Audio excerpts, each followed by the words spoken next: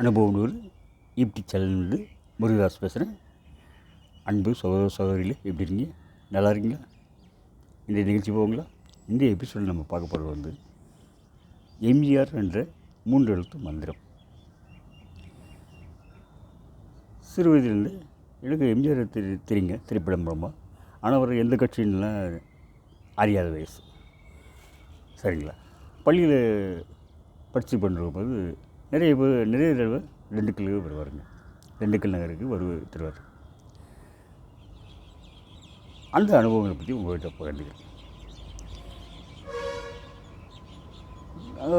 சின்ன பிள்ளையாக இருக்கும்போது, பள்ளியில் படிக்கும்போது காலையில் 8 மணிக்கு எங்கள் ஏரியா வந்து நாகநகர், திண்டுக்கல்லில் நாகநகர், அங்கே வர்றாரு, தண்ணி தொட்டி எடுக்க வருகிறார், காலையில் 8 மணிக்கு வருவார் அப்படின்ட்டு சொல்லுவாங்க. மக்கள் பார்த்திங்கன்னா அந்த ரோட்டுக்கு, நாகநகரில் இருக்க ரயில்வே ஸ்டேஷன் ரோட்டுக்கு 2 பக்கமும் ஜனதினமாக கூட்டியிருக்கும். காலையில் 5 மணிலேருந்து கூட்டியிருப்பாங்க, சரிங்களா? அப்போ வந்து மேம்பாலம்லாம் கிடையாதுங்க. நத்தம் ரோடு வழியாக வந்தால் ரயில்வே லெவல் கிராசிங் தாண்டி தான் வரணும்.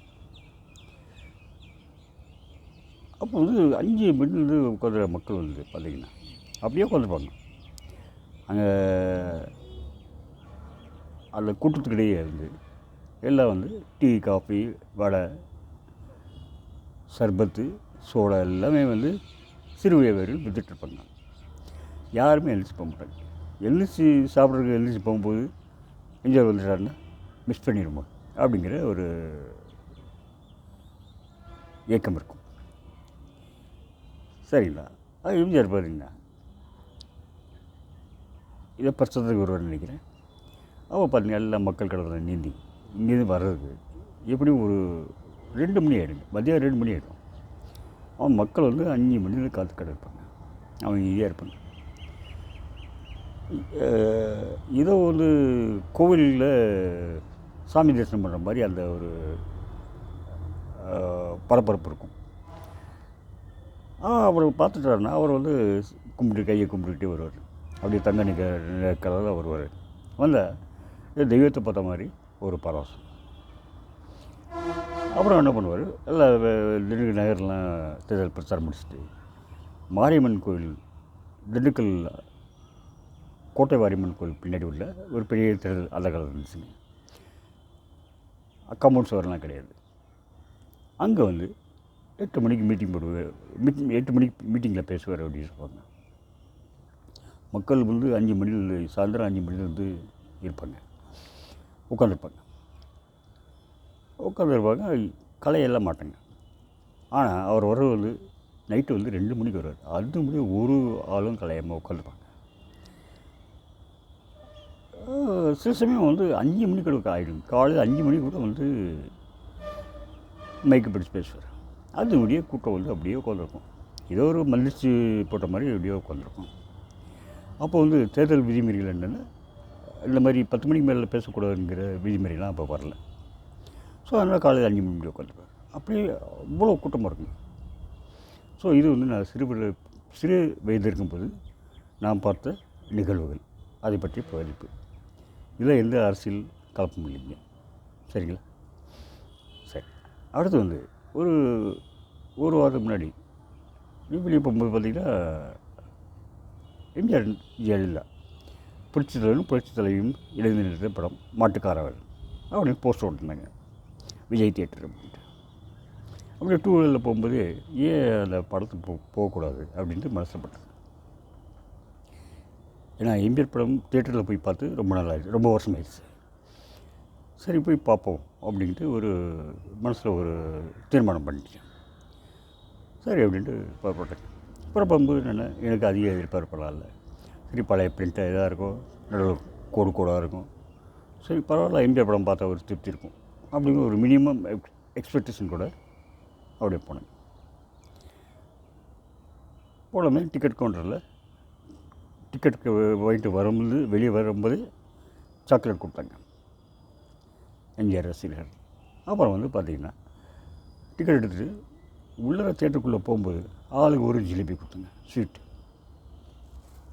ஆனால் அதில் கொடுக்குறவங்கெல்லாம் பார்த்திங்கன்னா திருப்பி கை காசு செலவு பண்ணி கொடுத்தாங்க. ஒரு ஆத்ம திருப்திக்காக. சரி அப்படின்ட்டு போய் படத்தை போய் உட்காந்துச்சு. படம் பார்த்திங்கன்னா டிஜிட்டலிஸ்ட்டு பிரிண்ட்டு, அப்படியே கண்ணை ஊற்றிக்கலாம் மாதிரி பிரிண்ட்டு. அந்த பாட்டெல்லாம் பார்த்திங்கன்னா அந்த 56 வருஷம் முன்னாடி பார்த்த படம் தான். மீதி படம்லாம் பார்த்திங்கன்னா சில படங்களை வந்து இந்த எங்கள் வீட்டு பிள்ளை, குடியிருந்த கோயில் மாதிரி படங்கள்லாம் பார்த்தா 50 ரூபா 60 ரூபா பார்த்தேன். ஆனால் இந்த மாட்டுக்கரவலர் மட்டும் பார்க்குறதுக்கு எனக்கு வாய்ப்பு கிடைக்கலைங்க. ஆனால் தியேட்டரில் போய் பார்க்கும்போது அவ்வளோ நல்ல பிரிண்ட்டு. அதே மாதிரி டிஜிட்டலிஸ்ட்டு சவுண்டுங்கிறனால அதில் இருக்க அந்த பாட்டுகள்லாம் பார்த்திங்கன்னா அவ்வளோ இனிமையாக இருக்குது. இந்த 56 வருஷமாக இதில் மொபைல் ஃபோன்லேயும் டிவிலையும் சின்ன திரையிலையும் பார்த்து பாட்டு கேட்டு பழகினதில் அந்த பெரிய திரையில் ஆம்ப்ளிஃபையர்லாம் வச்சு நல்ல ஸ்பீக்கர் இருக்குது, அது ஒரு தனி என்ஜாய்மெண்ட்டாக இருந்துச்சு. அப்புறம் படம் முடிஞ்சிச்சு. படம் முடிஞ்சதுமே அப்படியே வீட்டுக்கு நடந்து வரும்போது அப்புறம் யோசிச்சிருந்தேன், எம்ஜிஆர்களுக்கு பாப்புலாரிட்டியே இவ்வளோ இருக்குது, மவுசு இன்னும் குறையில, இன்னும் அப்படியே இருக்குது, அதுக்கு காரணம் என்னன்னு அப்படியே யோசிச்சு வந்தேன். யோசிச்சு வரும்போது நான் இந்த நடைபெற்ற நேரத்தில் வந்து படித்து முடிச்சு படிப்படியாக வந்து பல மேனேஜ்மெண்ட்டு இதில் இருந்திருக்கேன், சீனியர் லெவல் மேனேஜ்மெண்ட்டில் இருக்குது. அதனால் அந்த பாயிண்ட் ஆஃப் வியூவில் இருந்து பார்த்தேன். எம்ஜிஆர் ரசிகனை பார்க்காம மேனேஜ்மெண்ட் பாயிண்ட் ஆஃப் வியூவில் பார்த்தேன். அதில் பார்த்திங்கன்னா ஃபஸ்ட்டு வந்து டீம் ஃபார்மேஷன். பார்த்திங்கன்னா ஒரு படத்தில் வந்து அந்த நேரத்தில் மார்க்கெட்டில் யார் உச்சத்தில் இருக்காங்களோ அவங்க எல்லாத்தையும் வந்து நல்ல சம்பளம், அவங்க எதிர்ப்புக்கு மேற்பட்ட சம்பளம் கொடுத்து அழைச்சி வந்து வேலை பார்ப்பாங்க. ஒன்று. இன்னொன்று வந்து பார்த்திங்கன்னா அந்த ஜூனியர் ஆர்டிஸ்ட் இருக்காங்க, பொதுவாக வந்து அவங்கக்கிட்ட வேலை வாங்கிக்கிட்டு சம்பளம் பாக்கி வைக்கிறாங்க நிறைய தயாரிப்பாளர்கள் இல்லைங்களா, இதுக்கெல்லாம் தெரியும். ஆனால் அவரது கிளைமேக்ஸ் சீன் எடுக்கிறதுக்கு முன்னாடி எல்லா ஜூனியர் ஆர்டிஸ்ட்டும் கேட்டு எல்லாம் சம்பளம் பட்டுவாடிலாம் பண்ணியாச்சா அப்படின்ட்டு உறுதிப்படுத்திக்கிட்டு அது பிறகு தான் மீதி போர்ஷனை நடிச்சு கொடுப்பார் அப்படின்னு கேள்விப்பட்டிருக்கேன். ஏன்னா வந்து அவர் நடிக்க போகும்போதெல்லாம் நான் சின்ன பையன் தானே, ஸோ அப்படி கேள்விப்பட்டிருக்கேன். அது வந்து அவர்கிட்ட அடுத்து வந்து இது டீம் ஃபார்மேஷன் ஆச்சு. ஸோ அங்கே அந்த மார்க்கெட்டில் இருக்க சிறந்த நடிகையர்கள், சிறந்த காமெடியன், சிறந்த இசையமைப்பாளர், சிறந்த பாடகர்கள், சிறந்த கதையாசிரியர்கள், சிறந்த பாடலாசிரியர்கள் அப்படின்ட்டு ஒரு டீம் போட்டுருக்காங்க இல்லைங்களா. சரி, அடுத்து பார்த்திங்கன்னா லீடர்ஷிப்பில் ஏற்கனவே சொன்ன மாதிரி அந்த எல்லாருக்கும் வேலை பார்த்த எல்லாருக்கும் சம்பளம் கரெக்டாக போகிறத பார்க்குறது, அது ஒன்று பார்க்குறேன். இல்லைன்னா தன்னோட கேஸாகவும் போட்டுருவாங்க. ரெண்டாவது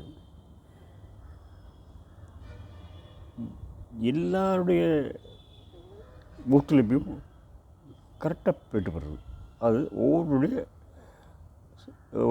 திறமையும் அதில் வந்து பெஸ்ட்டு என்னவோ மேக்ஸிமம் அவுட்புட் அது அவர்கிட்ட வந்து அந்த ஒரு லாபமாக பெறுறது இல்லைங்களா. அடுத்து வந்து கிரைசிஸ் மேனேஜ்மெண்ட்டு பார்த்திங்கன்னா ஒரு சமயம் பார்த்திங்கன்னா 1000 ஒருவன்னு ஒரு படம் பிடிப்பான், இதெல்லாம் கேள்விப்பட்ட செய்தாங்க. அப்போ வந்து ஒரு டிவியில் ஷூட்டிங் நடந்துகிட்ருக்கு, கரையிலேருந்து சமையல் பண்ணி சாப்பிட்டு ஒரு படகுல வச்சு கொண்டு போகிறாங்க. கொண்டு போய் ஒரு பெரிய அளவு வரும்போது சாப்பாடு தட்டெல்லாம் அலையில் போயிடுச்சுங்க. அந்த தீவுக்கு போய் சேர்ந்த பிறகு எம்ஜிஆர்கிட்ட சொல்கிறாங்க, இந்த மாதிரி தட்டெல்லாம் போயிடுச்சுங்க, சாப்பாடு இருக்குது, சாப்பாடு சாம்பார் மற்ற இதெல்லாம் இருக்குங்க. அவர் அவங்க சொன்னதெல்லாம் கேள்விப்பட்டு, ஸோ இது உங்கள் தப்பு என்ன இருக்குது, அதை ஒன்றும் கவலைப்படாதீங்க, சமைச்சிக்கலாம் அப்படின்ட்டு எல்லா இதையும் போட்டு சாதம், சாம்பார், ரசம், மோர், பொரியல், அப்பளம் எல்லாத்தையும் போட்டு கலக்குங்க. ஒரு பெரிய ஹண்டாவில் போட்டு கலக்கி பெரிய சோத்து உருண்டை பிடிங்க. சோத்து உருண்டை பிடிச்சி ஆளுக்கு ஒரு கையில் ஒரு உருண்டையை 2 கையிலையும் கொடுத்துருங்க. அவங்க பாட்டு சாப்பிட்டு அப்படி கை கழுவிட்டு போயிடுவாங்க.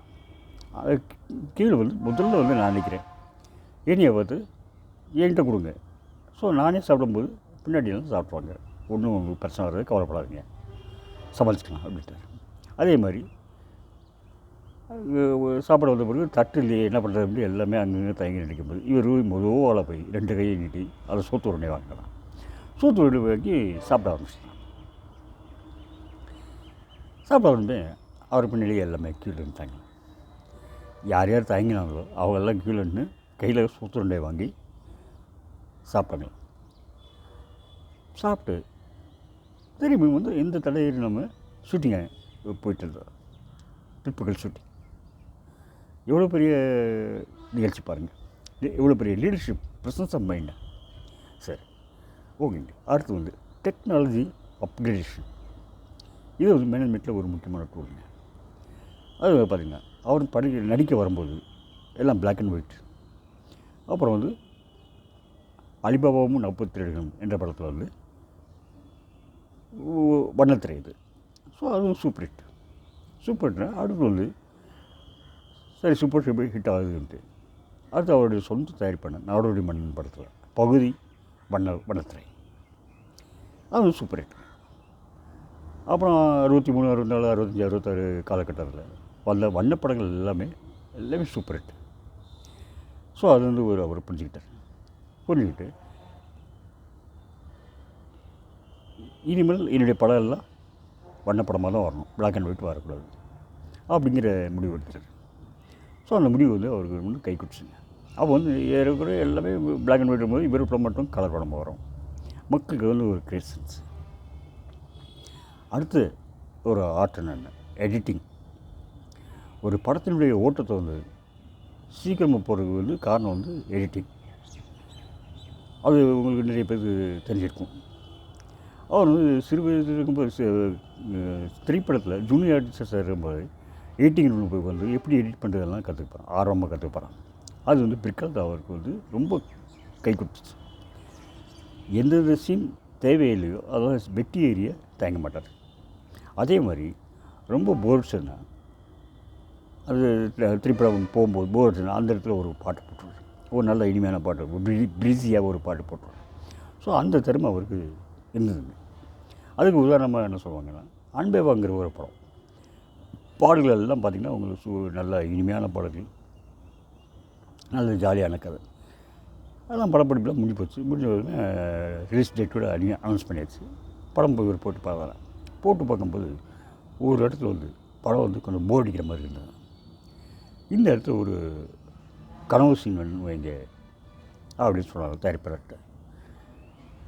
இல்லைங்க இனிமேல் போய் இப்படி போய் இப்போ பண்ண முடியும் அப்படிங்கிறது இல்லை, பண்ணிடலாம் அப்படின்ட்டு அப்போ தான் எல்லாத்தையும் கூப்பிட்டு அதை பண்ண சொல்லுவார்.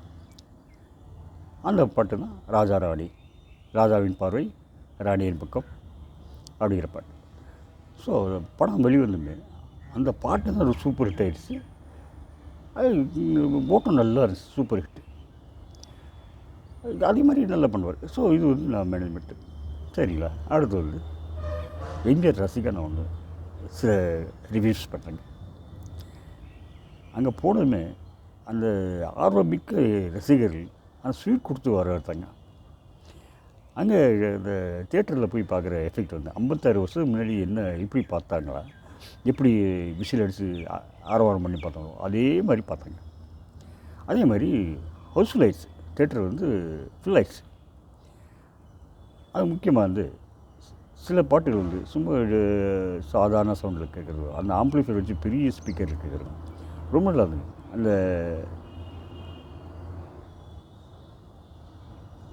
ஒரு பக்கம் பார்க்குற ஒரு பக்கம் சைரவா அப்படின்னு வரும், ஒரு பாட்டு வரும். அப்போ பாட்டுக்கு எல்லாருமே அவ்வளோ கொடுக்க பாருங்க. அது வந்து வேறு அந்த எக்ஸ்பீரியன்ஸ் வந்து அந்த 56 வருஷம் பின்னாடி எங்கேயும் நான் பார்க்கல, நான் படம் பார்க்கலையே. சரி, அதே மாதிரி படம் பார்த்துருக்கும்போது பிற்பகுதியிலேருந்து ஒவ்வொருத்தருக்கு போர் செஞ்சு என்னடா எம்ஜிஆர் படம் இவ்வளோ போர் அடிக்குது அப்படின்னு கரெக்டாக நினச்சிட்டு இருக்கும்போது அந்த ஒரு பாட்டு தொட்டுக்குள்ளவா உன்னை தொட்டுக்குள்ளவான்னு ஒரு ப்ரீஸியாக ஒரு பாட்டு, நல்ல சூப்பர் கஸ்டியூமோட இனிமையான ஒரு பாடம். ஸோ அடுத்து வந்து கிளைமாக்ஸு, அடுத்து வந்து ஸ்டண்ட் சீன், அதுவும் fast stunt scene. So 16 reel இல்லைங்க, 16 ரீல் போகிறதே தெரில. ஸோ அப்போ தான் நினச்சேன், சரி அவருடைய வெற்றிக்கு காரணம் இதுதாங்க. ஸோ அதனால தான் இன்னும் மக்கள் வந்து அவரை கொண்டாடுறாங்க அப்படின்ட்டு. இது எந்த அரசியலும் கிடையாதுங்க. ப்ளீஸ். நன்றி, வணக்கம்.